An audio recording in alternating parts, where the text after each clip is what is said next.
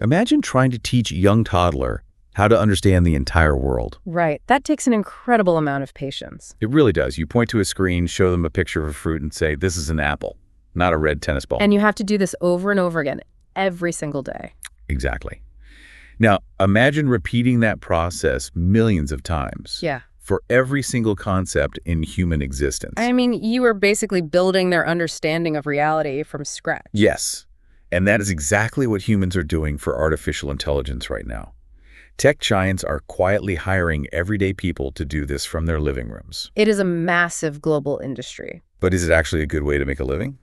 Or just a fast track to extreme frustration? Today, we are exploring a comprehensive guide to the TELUS Digital AI Community for 2026. We really want to help you figure out if applying is worth your time. We will look at what the hiring process actually involves. And most importantly, how you can actually pass their notorious exams. To give you some context on who is actually doing the hiring, TELUS Digital is a massive player in the remote workspace. Right. Some of you might remember them under their old name, TELUS International. Exactly. They rebranded to TELUS Digital and went private in late 2025. They hire independent contractors globally.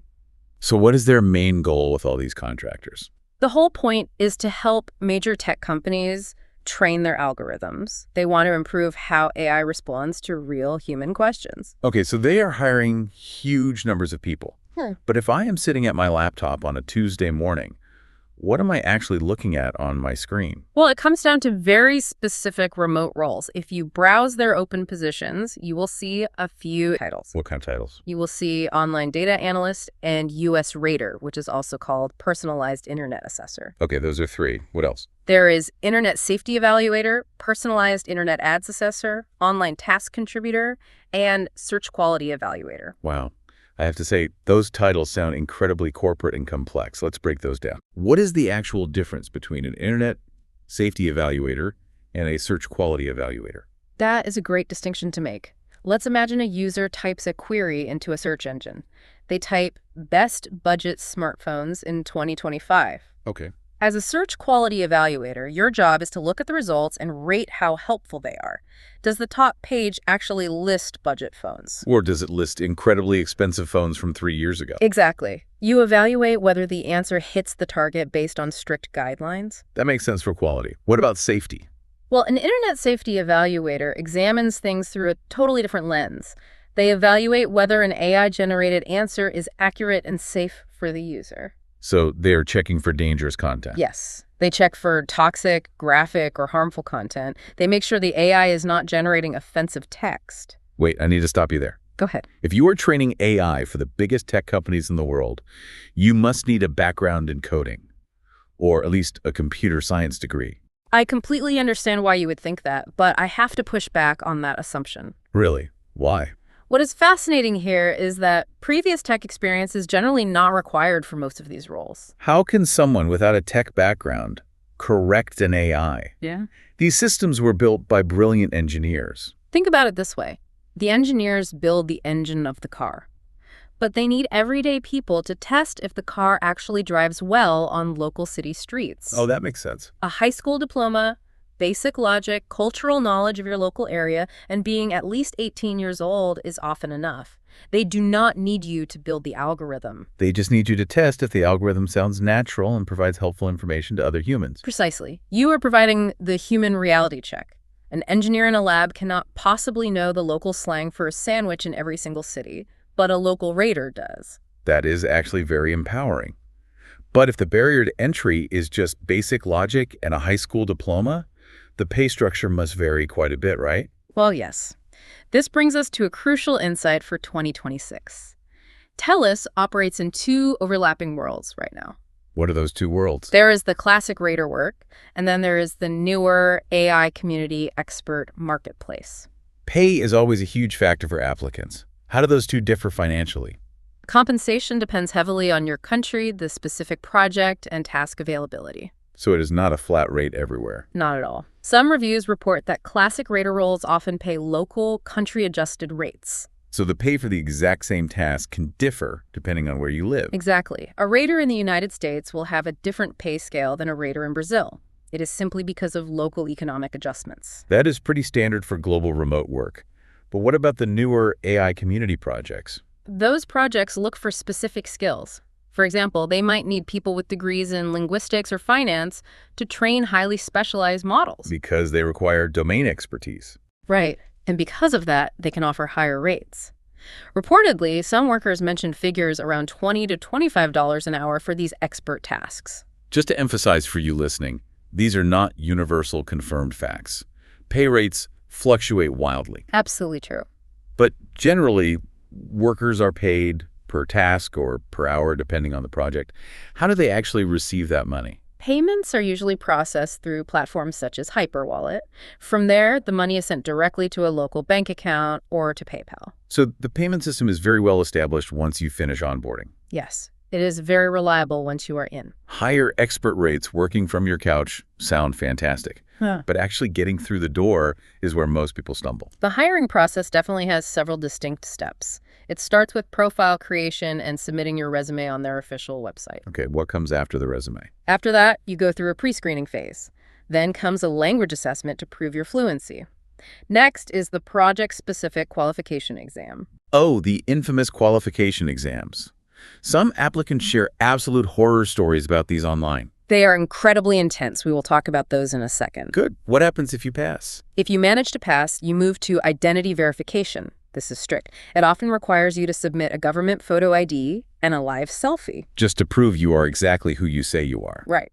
Then finally, you reach onboarding, where you sign non-disclosure agreements and set up your payment details. Let's go back to those qualification tests. Some applicants share that you might face up to 120 pages of guidelines just to study for this exam. Yes, 120 pages is very common. Wait, 120 pages for a side job. Why is the rule book so massive? Because human language and internet search intent are incredibly complex. Think about how many different ways someone can ask a single question. That is true.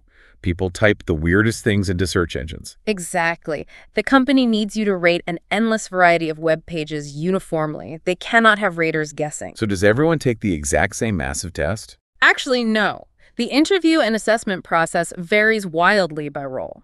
Some applicants report that classic rater roles feature a 3-part exam. What are the 3 parts? Part 1 tests theory, making sure you actually read the guidelines. Part 2 is practice, where you evaluate sample pages. And part 3? Part 3 is a real timed reading test. It is highly pressured. Meanwhile, other applicants report a newer 5-part structure for different projects. The 5-part exam. What does that even test? That version tests critical thinking, theory, specific skills, a core concept called needs met, and another core concept called page quality. Let's explain some important acronyms from those guidelines.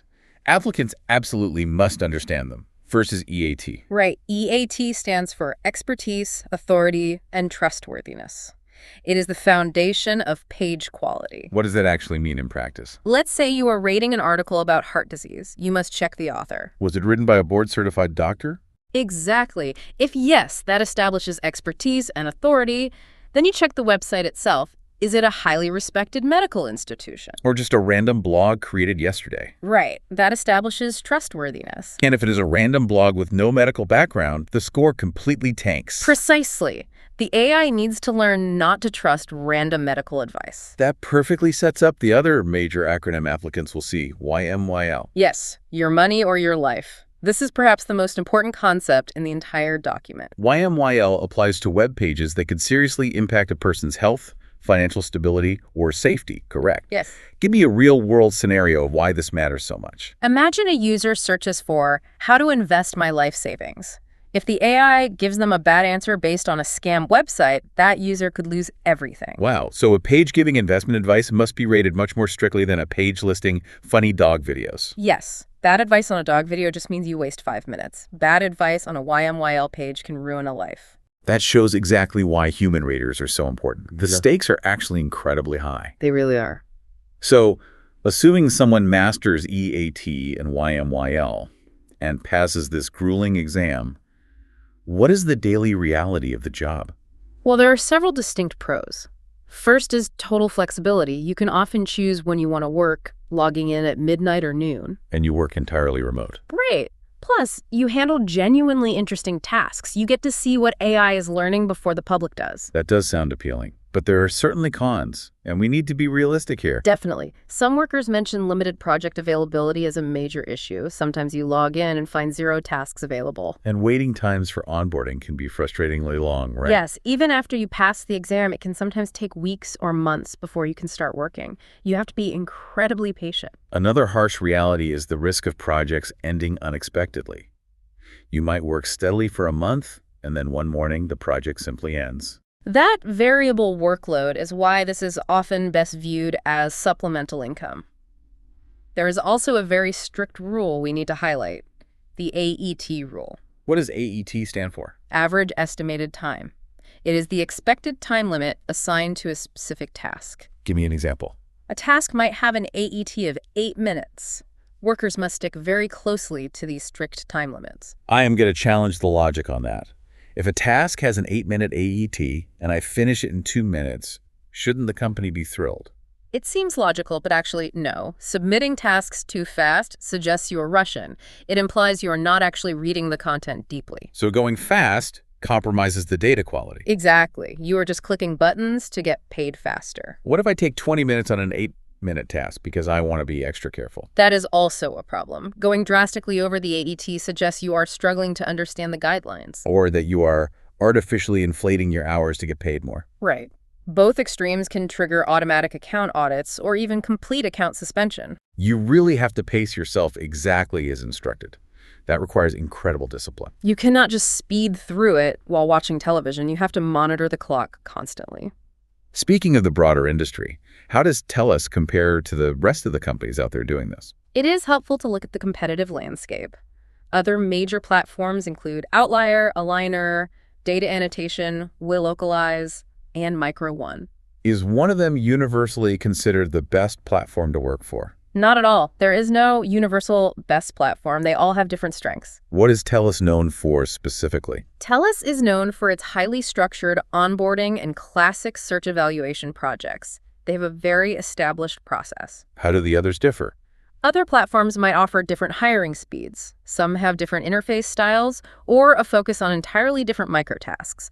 Some focus heavily on coding, while others focus on creative writing for AI. Because all of these platforms are highly competitive, many people face rejection. It is a common frustration. It happens constantly. Let's shift to why people get rejected by TELUS and how applicants can avoid those pitfalls. There are several common possibilities. Incomplete applications are a surprisingly frequent issue. People just rush the process. Another huge factor is failing the tricky exam logic we discussed earlier. Right. Resume issues can also cause rejections. If your resume does not highlight your language skills or attention to detail, you might get filtered out early. What about simply applying from the wrong location? Yes, quite simply, you might apply from a country where no positions are currently available. Client demand completely dictates hiring locations. What if I live in a country with no positions? Can I just use a virtual private network, a VPN, to make it seem as if I am applying from the United States? Absolutely not. VPN use is a fast track to getting your account suspended permanently. Why are they so strict about that? Because these projects require real local context. If a project hires raters in Spain, they need a real person physically located in Spain. Because that person experiences the local internet exactly as a standard user in Madrid would. Exactly. A VPN completely ruins the data quality for local search results. They are paying for your authentic local perspective. This brings up a major warning for you listening today. Scams are incredibly common in this remote workspace. Fake recruiters are everywhere. It is a massive problem. You must only apply to the official TELUS Digital Careers site. Be highly suspicious of anyone operating solely through Telegram or WhatsApp. And never pay money to get a job. If anyone asks you for an upfront fee or asks you to buy equipment from them, run away immediately. Legitimate companies pay you for your work. You do not pay them. That is the golden rule of remote work. Real communication comes from official corporate email domains, never from a random messaging app. Let's pull all of this together and synthesize our final advice. Who should actually apply for these roles? The ideal candidate is someone who is highly detail-oriented and very patient. You need to be comfortable reading long documents. Exactly. If you want flexible side income, enjoy analyzing information, and prefer working entirely independently, this is a great fit. And who should definitely not apply? Anyone looking for a highly predictable full-time salary to pay their main bills. Because the workload is so variable. Right. The unpredictable task availability and the risk of projects ending means your income can fluctuate widely from month to month. It is excellent side income, but it is not a guaranteed full-time corporate job. Precisely. For the people who do want to pursue this, what are your top practical tips to improve their chances of getting accepted? First, study the guidelines actively. Do not just skim those 120 pages. Take detailed notes and highlight key concepts. And second, Treat the open book exam exactly as you would treat a real professional job. Block out quiet time and avoid all distractions. what about the mindset required for the rating test itself? That brings me to the third tip. Practice objective logic. This is where many people fail. Do not rate pages based on your personal feelings or political opinions. Exactly. Rate them strictly based on the evidence required by the guidelines. The company wants you to accurately apply their rules. It really goes back to the toddler analogy. Teaching a toddler about the world takes immense patience, endless repetition, and a very clear set of rules. Teaching an AI is exactly the same process. You are the teacher, and those strict guidelines are your absolute rule book. Well, we hope this exploration of the TELUS Digital AI community has been helpful for you. Please subscribe to our channel for more videos about AI remote jobs, reviews of AI training platforms, and practical interview preparation.